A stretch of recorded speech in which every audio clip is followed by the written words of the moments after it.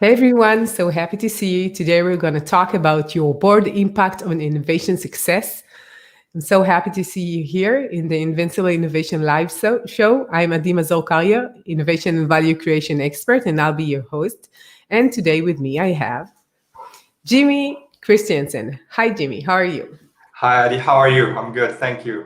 So happy to see you here. Jimmy is an associate professor at AAU Business School from Denmark. So happy to see you here. So, Likewise. we had a talk before and we talked about what would be interesting. And the way you see innovation is so different from most people that I talk to. And it's like, it's going to be surely interesting. And we're live on LinkedIn, YouTube, and Facebook. And I like to invite you all to join the discussion and ask questions. We'll really be happy to answer them all. Okay, now we can start. Innovation is important. Would you argue that innovation is more important right now than ever? Well, of course, this is pouring water onto my own mill to say that it's more important now than ever. But think about it this way: that currently we're in a situation where we have you could say, a global crisis, pandemic crisis.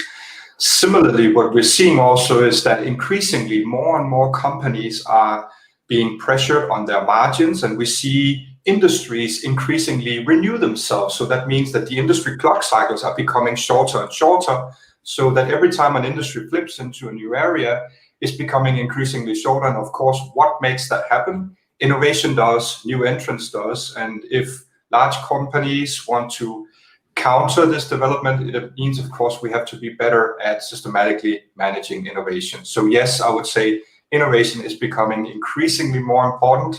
And that's simply because the way that industries move and the way new startups, they come into the picture.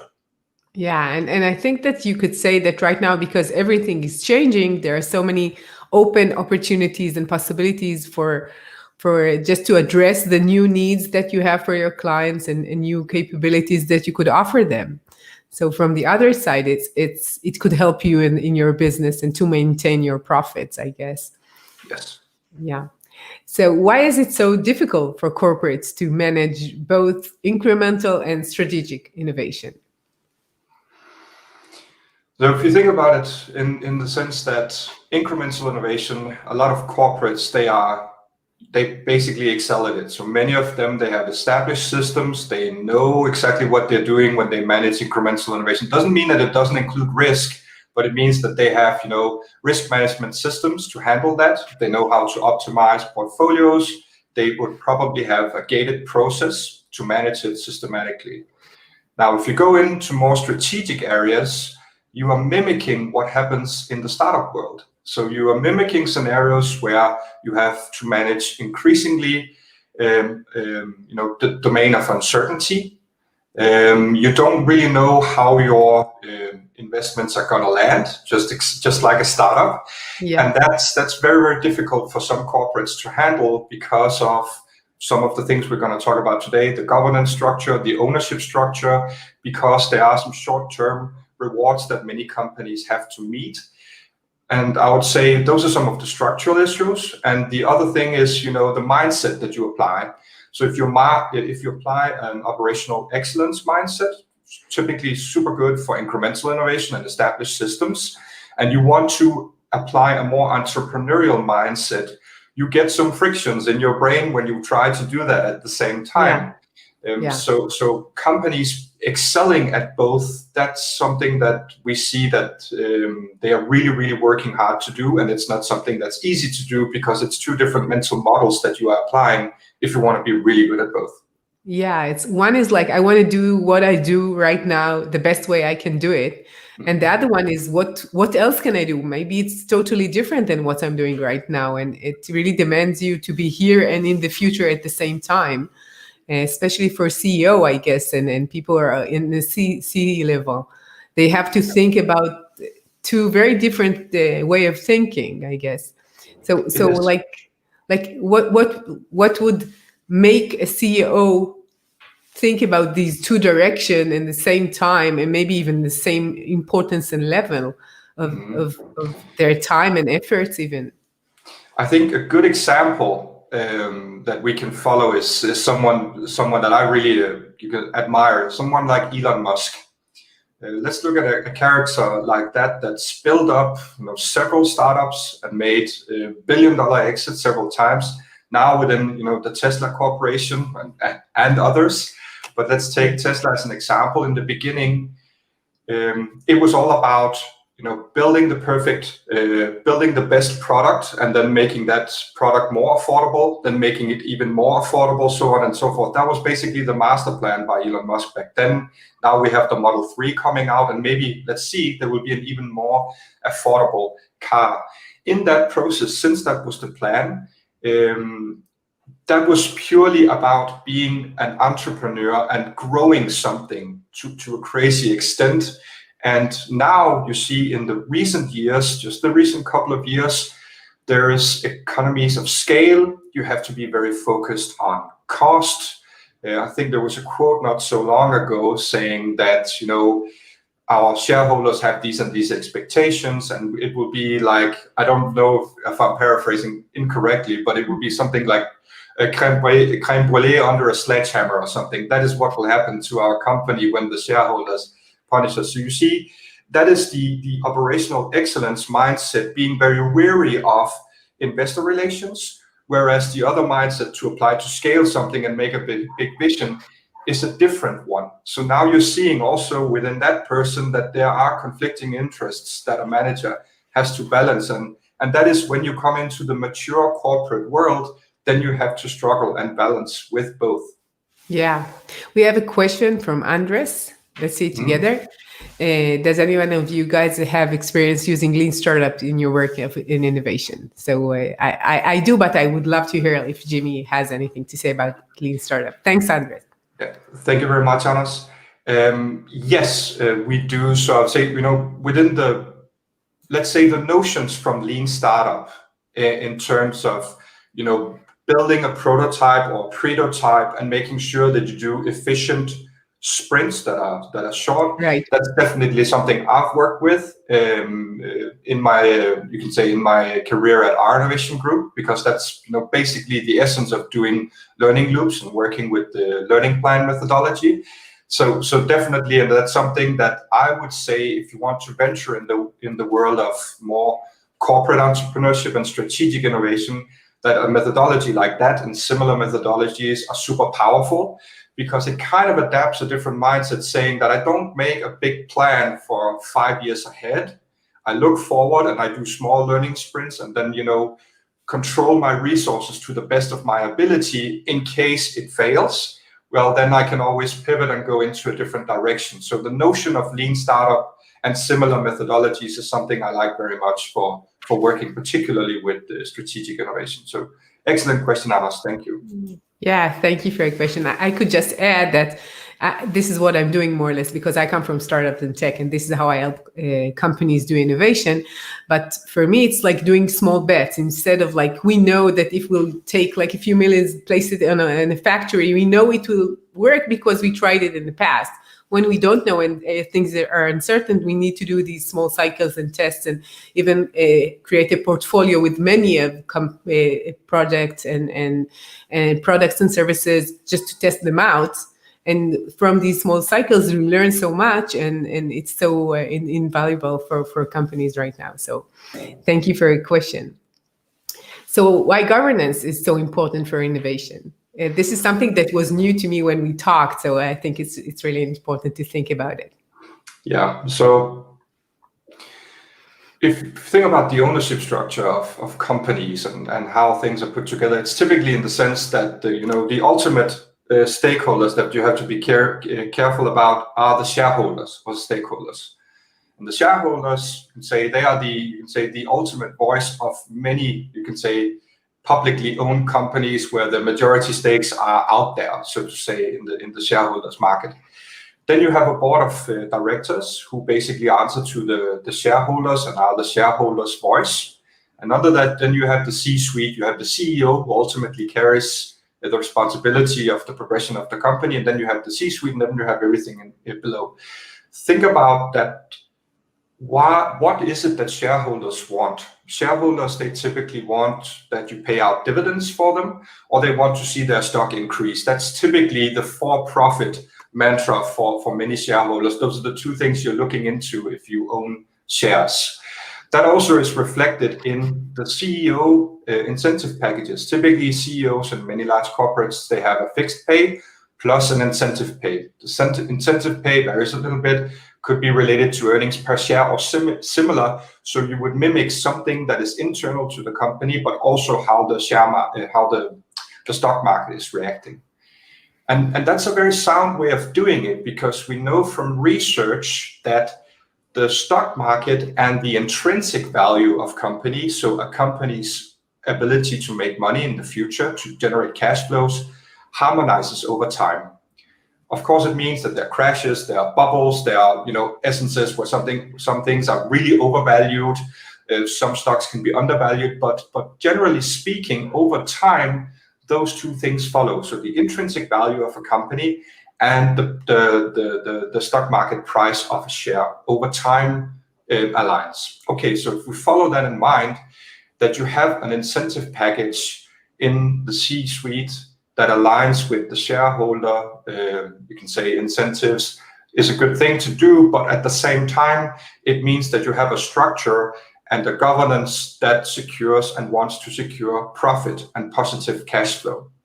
It also means that when many large companies, they measure the value of new innovation projects and others, they want to do either an NPV, an ECV, or risk-adjusted NPV. That means they're trying to calculate the cash flows that this is going to give the company in the future and discount it for today so you can pick the best project.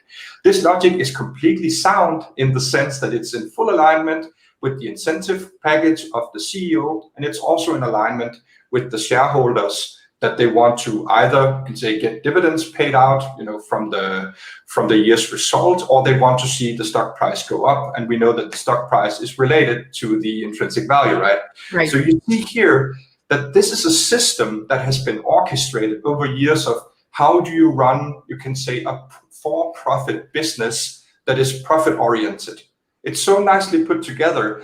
The challenge here, I would say, Adi, is that you see every stakeholder in powerful positions of companies have this same incentive in mind, and it's the same incentive that is given to anyone in the company. That is, we need to be a profitable company. Now, governance, if you want to govern for also strategic innovation, and let's say you come up and say, well, we have to invest in some new fundamental science that could take 5 years, 7 years, 10 years, 15 years to materialize. Well, in the meantime, what are your shareholders going to say? Why aren't they seeing the profits they were supposed to see? Right. And I think so governing to control these two information streams is extremely important. Now, whether that's a dual governance system that a CEO has to manage, or you can somehow integrate it, there's a lot of debates as to which type of company can handle which type of mode. But you see, the governance is actually what triggers the behavior of many for-profit large companies. Because if you had a CEO coming in and saying, now we're not going to be so focused on profits anymore, well, we are, but just have a little patience, 5 years or so into the future. At the same time, we know that the average tenure for a CEO in large enterprises is 5 years. So that means the time that it will take for you to truly implement something very transformational and see the result of what you're doing. Maybe you're not sitting on your chair anymore. Yeah.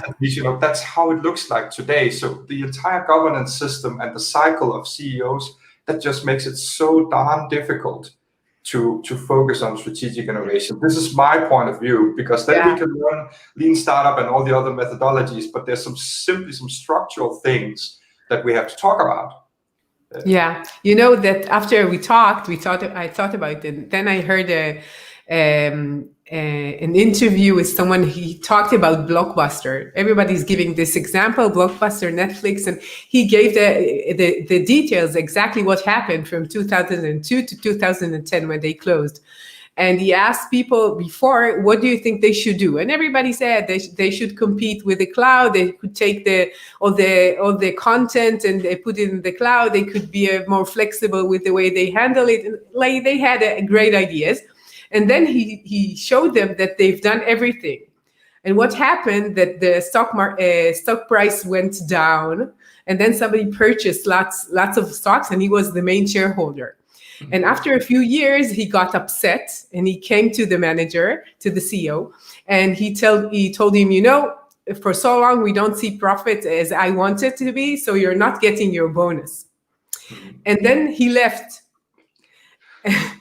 And then another CEO came, and in 3 years they closed. So he just took all the efforts for doing innovation, doing things differently, and he just put them aside, the new CEO, and then they lost the competition with Netflix, actually. So it's exactly what you're saying, and it's example that everybody's giving. And for me, it was so surprising to hear, because everybody's saying, they did not innovate, they didn't do it well, that's why Netflix won. But actually, no, they did everything that everybody suggested, but it took time and lots of money. I think they made about $400 million in putting into this change, and it took time.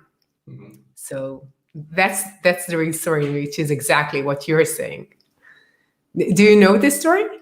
I don't know this particular background story. I've always known the Blockbuster as a disruptive case. These are some very interesting details to me about the ownership and what actually happened on the stock market with Blockbuster. No, I wasn't aware.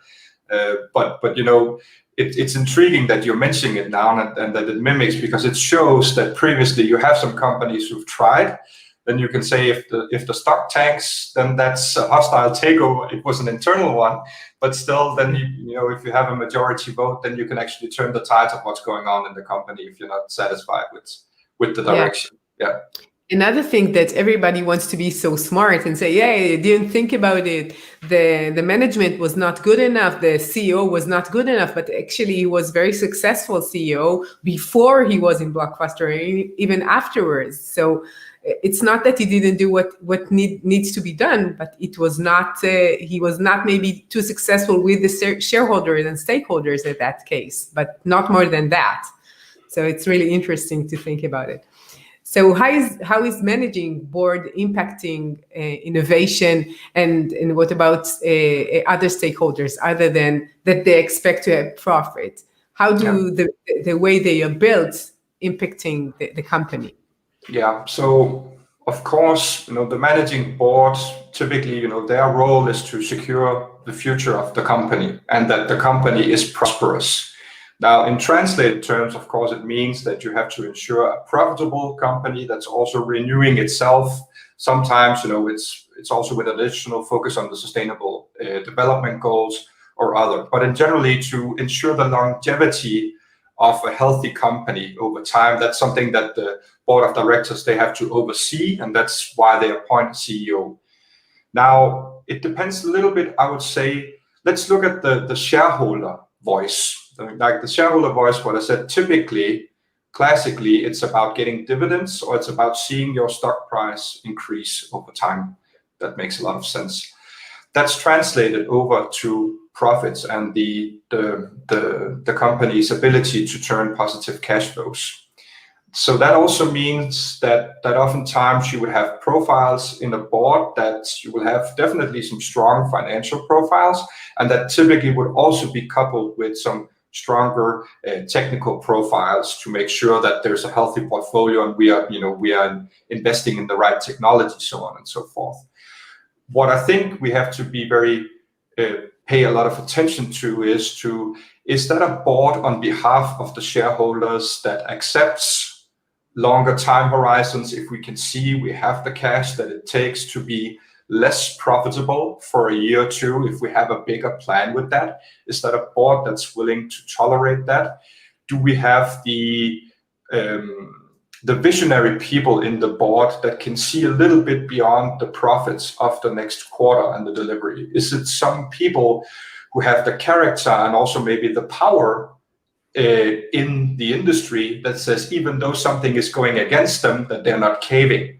Because of course, if you have a very visionary board that wants to focus long term, it means ceteris paribus that short term you will see profits probably dipping a little bit because you're investing in your top line, right? So you also need board members who are able to push back and argue to the shareholders, why are we doing this, and why will this give you more value in the future if you only have a little patience. I had a discussion with some senior executives a couple of weeks back, that one of them, he put it very, very nicely. He said, remember, whatever caused the success today is a strategic innovation that we had 20 years ago, and we're just, operating efficiently on that particular innovation 20 years ago. So if companies are continuously tightening the budgets, how will they make room for making the next strategic or transformational innovation that will help them renew and secure their position in the industry? Some companies, they seem to forget that. Some companies, they seem to remember that, wow, it was really what we did 20 years ago that is the reason for where the company is today. So I would say visionary people in the board that have power to argue and push back to shareholders. And then of course there's the ownership structure of the shareholders, vary from company to company.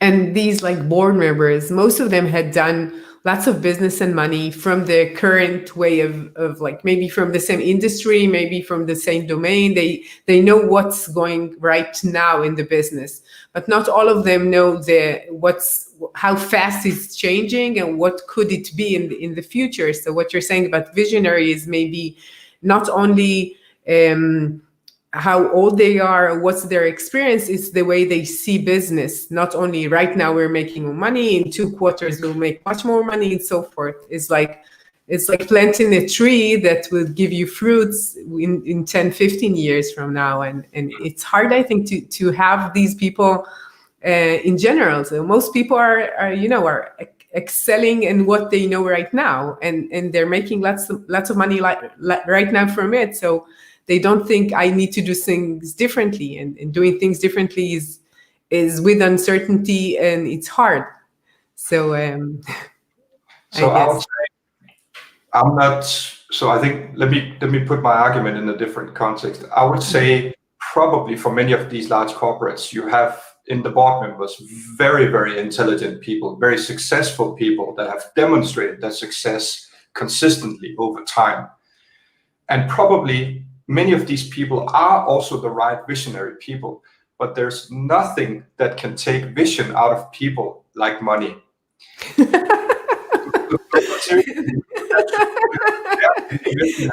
We have a government that could tell you this story too. Yes. So, but my point being here is that probably many of these people have, many have a technical background, some have a commercial background, some have made a startup, some have made huge success in the past. But if you constantly have a layer that says, we have to satisfy our shareholders in the next quarter, that's why I'm saying there's nothing that can take the vision out of people like money. So it's about, parking that discussion and saying, what happened if we missed a couple of quarters? What would happen? Well, this could happen to the stock price. It means that if we had to issue new shares, we would get this and this less. Of course, that has consequences. I'm not saying, but if we take calculated risks in how we communicate, and we're really, really focused on our shareholder communications, how much time would that buy us? And whatever time you can buy for the board, if the board is on board, that is time that you're buying for the CEO and the great people within his or her organization to do something really great. But the money part is something that we have to address so it doesn't puncture any effort that we're trying to make. Yeah, I totally understand what you're saying, and I never thought about it this way, but actually these people, of course, they are talented. It's not like I'm not questioning the fact that the board members are talented, but the way they see the world is so different than someone who is like an entrepreneur or something. Like I heard a talk with Elon Musk. We're mentioning him second time in this talk, and he said that he thinks that management and board are seeing too much of like PowerPoint presentations and graphs, and they don't go into the floor where everything is really being done. They are not really within the factory what's going on there, and I guess that this is how it's structured. What you said about governance. So this is the structure of things. This is their role in everything. But if you want to do things differently, I think especially right now, because some even industries, I would say, cannot rely on what they know, because what they know has changed. Things are not as it was, and we know that things will continue to change afterwards. So they cannot really rely on their knowledge, which makes their lives much harder. I don't envy any CEO right now in a big corporate, that's for sure. It seems really, really tough. So what would be the best tip you can give about strategic or disruptive innovation? Of course, I think there are two ways in which you can be very successful with a company for strategic innovation. Either you can say a capability bottom up, that you can train a lot of brilliant people that you have within your organization, make them work on opportunities and projects in the strategic areas that you want to focus on, and hopefully get a success out of that. So that means train, educate, and give to your brilliant people the tools that they need to work with strategic innovation. Say that's one thing. And the other thing is really what we talked about before, the governance, that you allow this way of working, that you want to work in sprints, you want to work with uncertainty, you have longer time horizons. You need to have the governance set up for that. So you need to have the right metrics, you need to have the right reward systems for people working within this area. You need to make sure that the tools that they use, that's something that's fit for that kind of world, not another kind of world. Working, let's say, with Incremental, that's a different set of tools. So you need to really enable your people also from the top down in terms of setting the right governance structure for that. Now, that of course, and the extra layer for this is what we discussed before, the board level and also the very top level, that they can tolerate that we're not talking shorter term for profit, especially for these types of opportunities. It's fine that we're still running some incremental opportunities that are exactly focused on, when can you turn a profit? What is your time to market? What is the cash flow? That's completely natural, because this is what keeps our daily business running. But to see and to open your mind to having a different governance setup and different metrics for the more strategic innovation, if you really want to focus long term. And that's something that you can do simultaneously, but you really need to activate the entire brain of yours. And you need to make sure that you calibrate also with your board, and your board needs to calibrate with your shareholders to make sure you have the communication about why is it we are doing like we are. And we can probably expect, you can say, a share dump in the next couple of, dump is not the right word, a share dip in the next couple of quarters, maybe the next year. But that is because we are making investments in X, Y, Z. So I think communications on the top level and making sure you have the right governance structure, that is probably the best tip I could give to any CEO that wants to work with this. Yeah, I think that what you're saying, like top down and bottom up. What I always saw is the bottom up part, because I come from, from design, from implementing, from creating the change, and then creating something and then having a profit. But what you're saying, the top down really makes sense, because you cannot really do it if you're not incentivizing your people this way, or even the CEO this way. So it will not work. So how could companies update their structure toward innovation? So what exactly do they need to do? So I would say most for-profit companies, large conglomerates, they have good structures and systems for incremental innovation, for R&D in general. What they have to think about is ask themselves the questions, rather than me answering especially a one-size-fits-all model, Adi, because I'm not going to do that, because that's not very prudent. Then I would probably say in this way: if we were to be successful with truly strategic innovation and focusing on the future, what do we need to do in terms of providing tools for our employees, to making sure that there is career tracks within this domain, to make sure that when they go into a portfolio meeting, that they are met with the right questions and fair questions about how far have you made it? What have you learned? What are the avenues you're in? Not the question, when are you going to make money on this? When are you going to make money on this? That was a little humor, but I think you get the point here. Sure. So I think those are the things you have to do, particularly to enable the people that you are working with. And then I would say also, well, structure in the top sense. The structure could technically remain the same, but it's the way that we look at that structure. So if a CEO says, there's no way I can do this within my company the way it's structured today, is it the way that it's formally structured, or is it the way that you think people are thinking that we cannot do it because this and that? So typically, many companies have some structure that would enable them to do it if they have open minds and they have good communication about what it is they're investing with in the future. So I would say updating structure would mostly happen on the, you could say, lower level, on the operational level, where people actually have to be entrepreneurs or corporate entrepreneurs. You really have to give them the playground to do that. And do you think that there is you talked about training and going from bottom up. Do you think that people who are in a corporate that get their salary, everything is very calm, they're doing more or less the same thing for years, how do you turn them into entrepreneurs in order to really change the way the output they're giving the company? I would say this is probably also, that's a very good question, Adi. I think this is also an understanding of people. It means that we have, in our company, we have many people, and some of them will be good at doing daily business and the operations that we're used to do. And some people could be the right profiles for more corporate entrepreneurship working with strategic innovation. So it's probably not for everyone, but then of course it's also up to managers and HR to help identify the people that would like to work with this kind of entrepreneurial mindset, that would be fit and be good for that.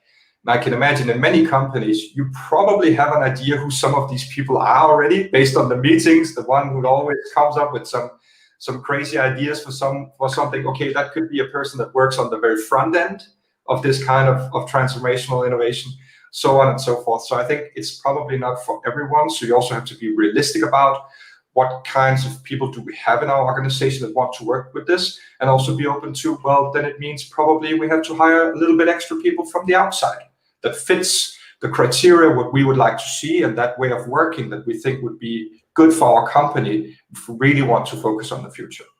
Yeah, I totally agree. I think it's all connected to people and the way they see. And sometimes you know who are these people that want to do things different, and they have some kind of we could do that, we can do that. And sometimes I think they're underestimated in some companies because they're interfering, because they have all these thoughts that might not be exactly what other people think right now, and you could just utilize them in order to do things better. So I really think it's a good idea. That's one thing actually that when we talked about structure and governance, also that struck me, is that oftentimes when you start a project in companies, you would identify some people or a person that would be head of that, and a team of people.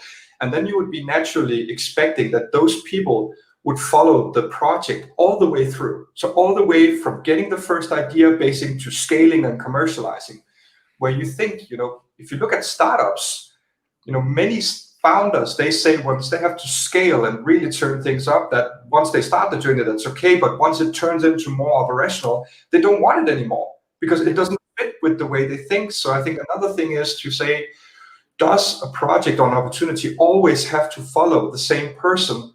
Can we switch teams, for the benefit of that idea going further on? Because it also means if we have these people who are very creative, wants to work on multiple ideas at the same time, but maybe are not as strong on execution and scaling and operations as others, why is it that person has to follow everything all the way through? Is that something we can work with in our organizational company to kind of talk into, well, you can still have a success if someone takes over your baby project, and vice versa. You can take over a baby project from someone else and still be successful. The reason why we're doing this is because we really want to focus on our people and their capabilities. And we think this is the best way of doing it. So not the project, but the people who have to manage the projects. Yeah, I think that in general, if everyone in the company would know what are the strengths, what are his abilities, and really could utilize these strengths, capabilities, way of thinking, you will get much more from each people, not only from his title and the box that you place him in, and you can get more of people if you allow it, of course. So what's the most surprising thing you learned about innovation after all these years of experience?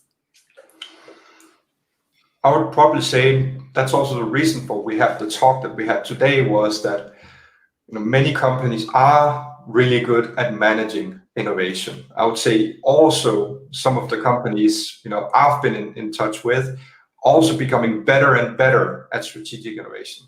One thing that really surprised me, I have to say, is the way that we talk governance and how companies are structured, and how the for-profit ownership and stakeholder ownership really trickles down into the way you control and have meetings and want to measure on things in the organization, that it's really, really strong.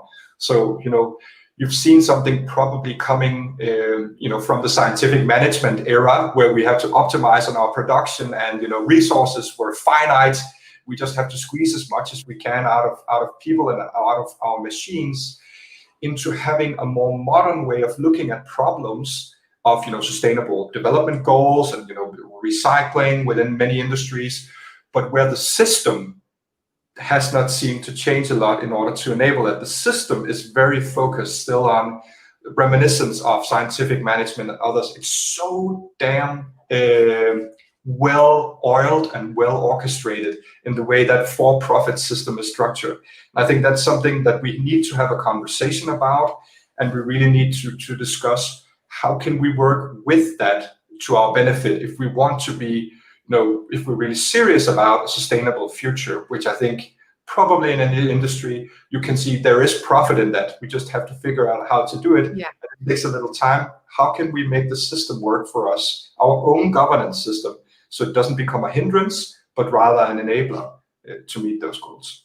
Yeah, I totally agree. I think that in general, what we're seeing right now, things are changing not from governments or not from companies. It's changing because people see things differently. They see maybe even sustainability. They see their position. They see their role.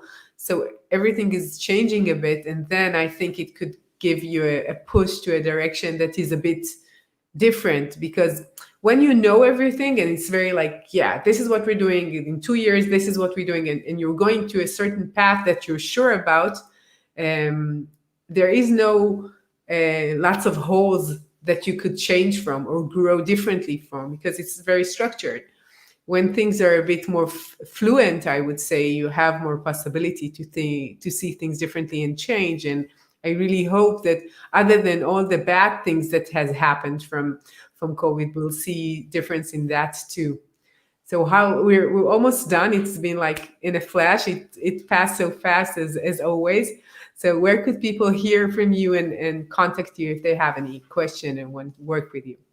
I think probably the easiest one point of contact would be to go into jimminormann.com without any space. So just jimminormann.com.